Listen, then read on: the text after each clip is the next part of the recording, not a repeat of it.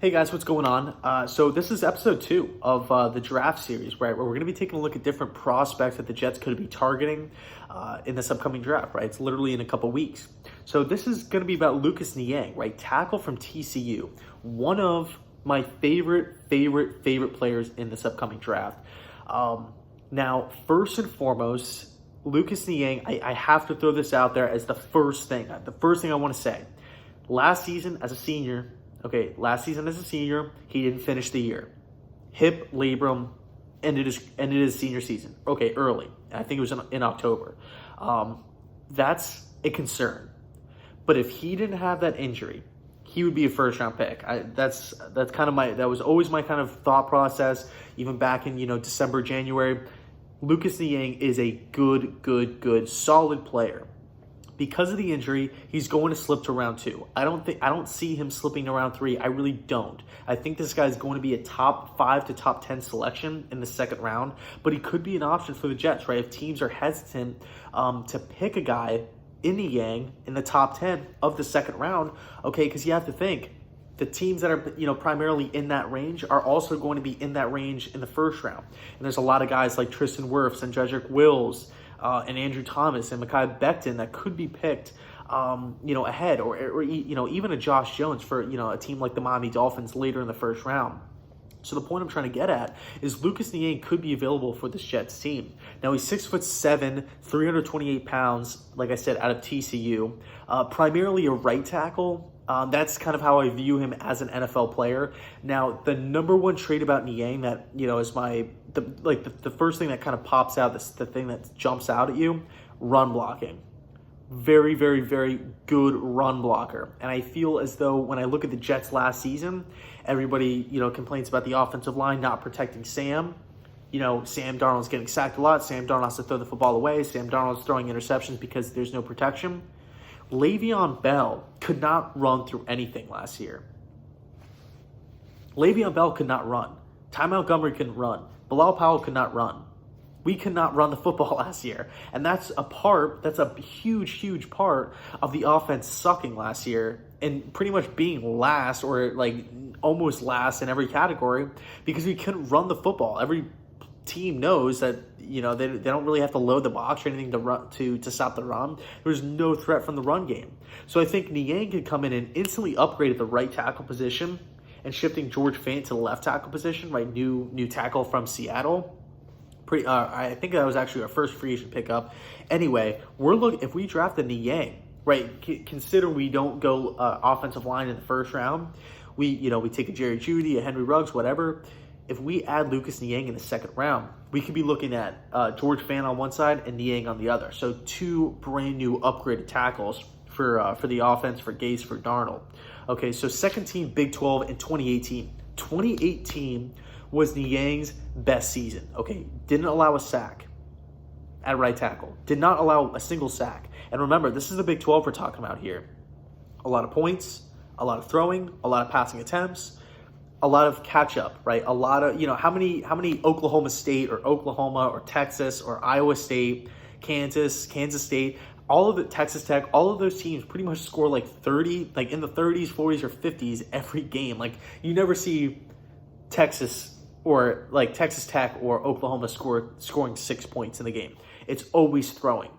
So it's not like Niang is on one of those teams where like the stats are skewed, where it's like, oh yeah, we're like the Tennessee Titans and we just run the ball every single play and like, oh, I didn't give up a sack. No, this is a team that throws it a ton. Okay, the Horned Frogs throw it a ton. They had to play catch up to the Sooners, to the Cowboys, to the Longhorns. Okay, every game, the Red Raiders every week, Wildcats. All these teams throw the football a ton. Okay, so he started as a true freshman as well. 12 out of 13 games. That's huge, okay, because now he has experience as a true freshman. He comes in and starts.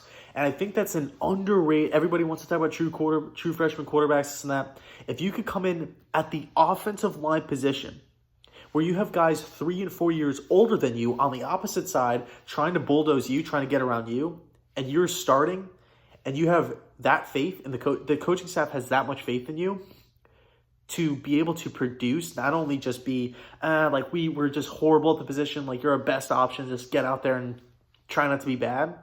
You're starting 12 out of the 13 games if you're Lucas Niang. That shows to me that Gary Patterson, the head coach at TCU, a very, very tactical guy, a guy who really teaches scheme and technique. Smart guy, very high football IQ. More of a defensive guy, though, obviously. Has a really sweet defensive system, like when you watch TCU on defense. But beside the point. Point is, that's big time. That can't just like go under the radar, okay? And like, yeah, like, oh, like, you have all these different guys like starting as a true freshman quarterback and stuff like that. If you're playing tackle and you're starting as a true freshman, like that's like I said, it's big time, okay?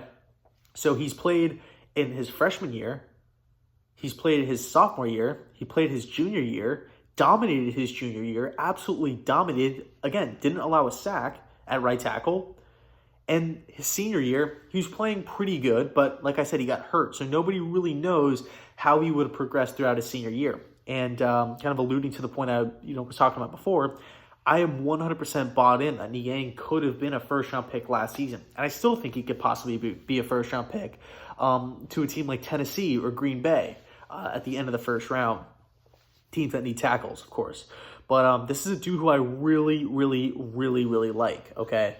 I would be pumped up. Again, I don't think he's going to be there for the Jets in the second round. I think it's going to take, I don't want to say a miracle, but we're going to have some guys get taken ahead of him.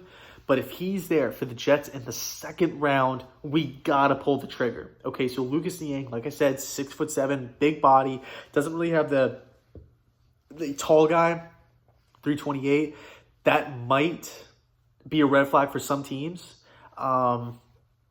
And, you could make the argument of, power in his lower half, like lower body, strength and whatnot. But overall, as a prospect, I like Niang a lot. I think it might take him some time. It might take him a full mini camp, a full training camp for him to get ready to play. I don't think, like, if training camp was tomorrow or game one was tomorrow, I don't think he could do it. Like, injury aside, like, skill-wise, I don't think he could do it. I think he needs a little bit of work in the lower half, power-wise, but all in all, Niang, I like him, okay? I like him a lot.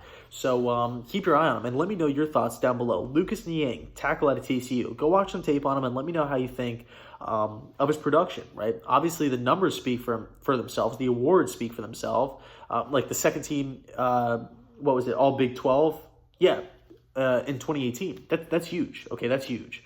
So let me know, and yeah, thanks so much for watching, and go Jets.